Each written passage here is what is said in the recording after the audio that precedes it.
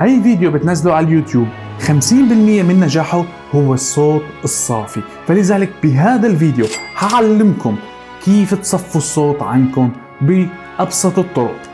أنا أحمد وردة، تابعوني.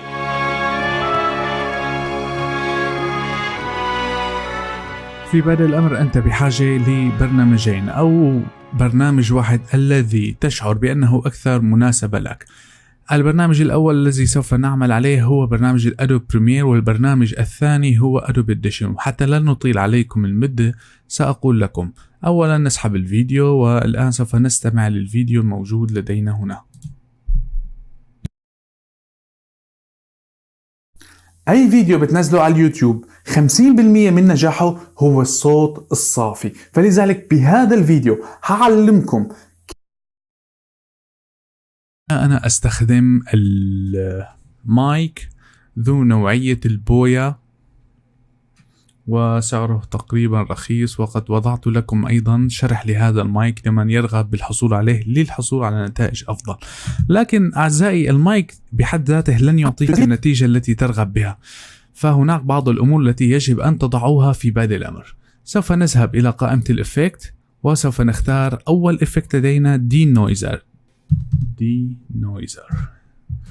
ما أن تكمل DEN سوف تلاحظ أن الإفكت موجود لديك واسمه دي نويزر من قائمة الأوديو إفكت.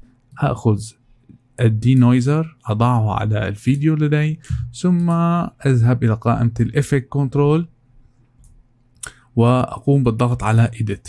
ستظهر لي هذه اللائحة الجميلة، والآن أستعرض. تلقائيا سوف تشعر بأن الصوت لديك تقريبا أصبح نقي.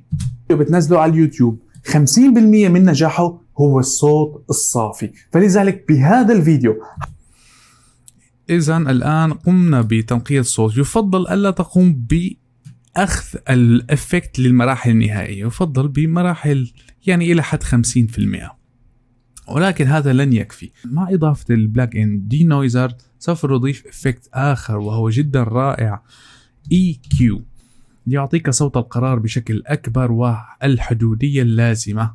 نضع ال EQ على الإفكت ونعود إلى الإفكت كنترول. سوف يكون أسفل قائمة الإفكت دي نويزر بارامتريك إيكولايزر. نضغط على Edit، تظهر لنا هذه القائمة الجميلة. والآن دعونا نرى.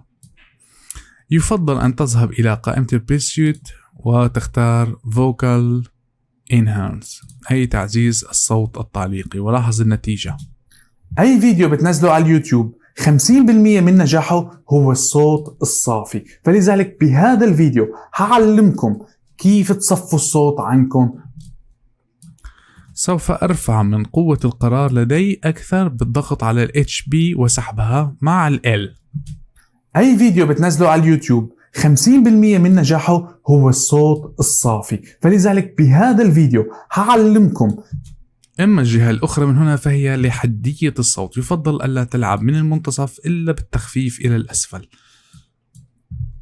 وبذلك أنا قمت بتغيير تأثيرين مناسبين للمايك الذي أعمل عليه. الآن ما أريد أن أضيفه هو ما يسمى هارد ليميتر.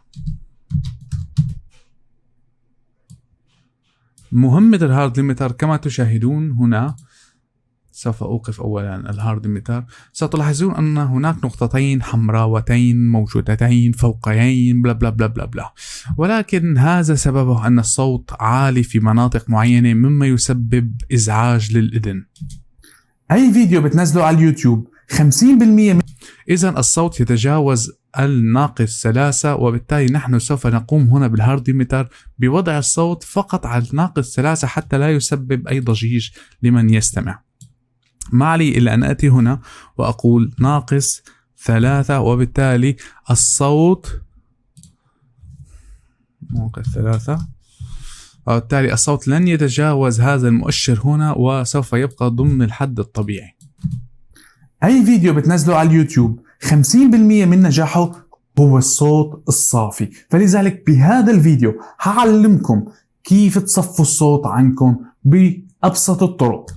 ولنقل أن النتائج لم تكن مرضية لك، أو أنت لا تعرف كيف تتعامل مع الأدوب بريمير. الطريقة الثانية هي أن تبحث عن برنامج Adobe Audition، أن تفتح الملف لديك في برنامج Adobe Audition بالضغط على Edit والذهاب Edit in Adobe Audition Sequence. نعم، موافق. طبعا نفس الإفكتات التي استخدمناها في الأدوب بريمير سوف نقوم باستخدامها على الأدوب إديشن، ولك حرية الاختيار. بالنسبة لي فأنا يعني نوعا ما ارتاح أكثر للبريمير، فهو سريع وعملي.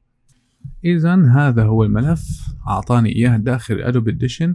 ما علي الآن إلى أن أدخل إلى هنا بضغطتين، من خلال ضغطتين ثم سوف أخذ البداية التي هنا وأقول له في البداية Capture Noise Print، وبالتالي سوف يقوم المعالج الخاص بأدوب إديشن بتحليل البيانات الساكتة في هذه المرحلة ليقوم بتطبيقها على باقي الفيديو. الآن Ctrl A أي حددنا كافة الملف.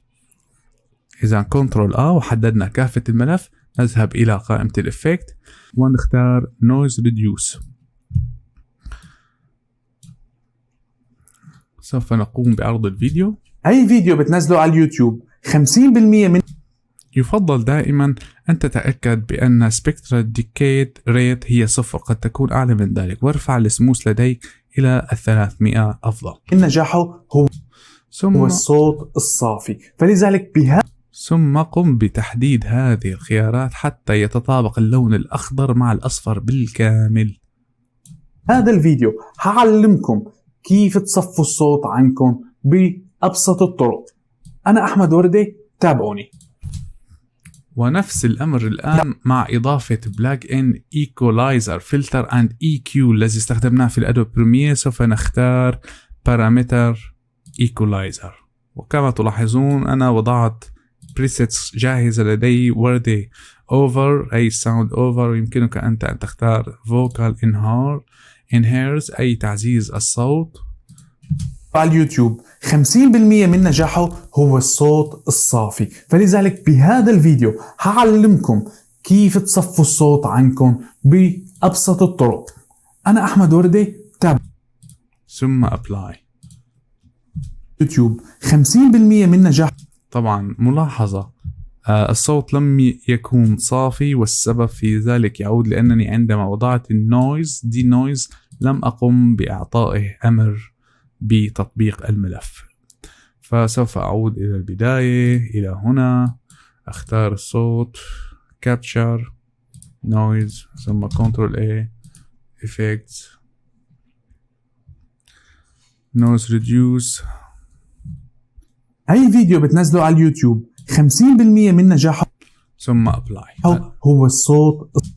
هذه هي الطرق التي أستخدمها شخصيا. ملاحظة، هذه الطرق التي أعطيتكم إياها هي نفسها التي قمت بتدريسها لكادر الجزيرة في عنتاب.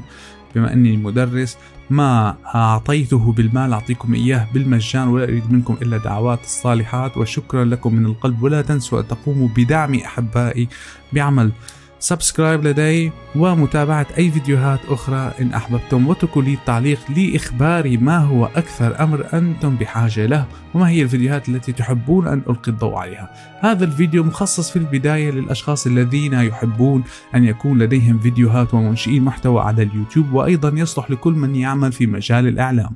وإلى اللقاء أصدقائي.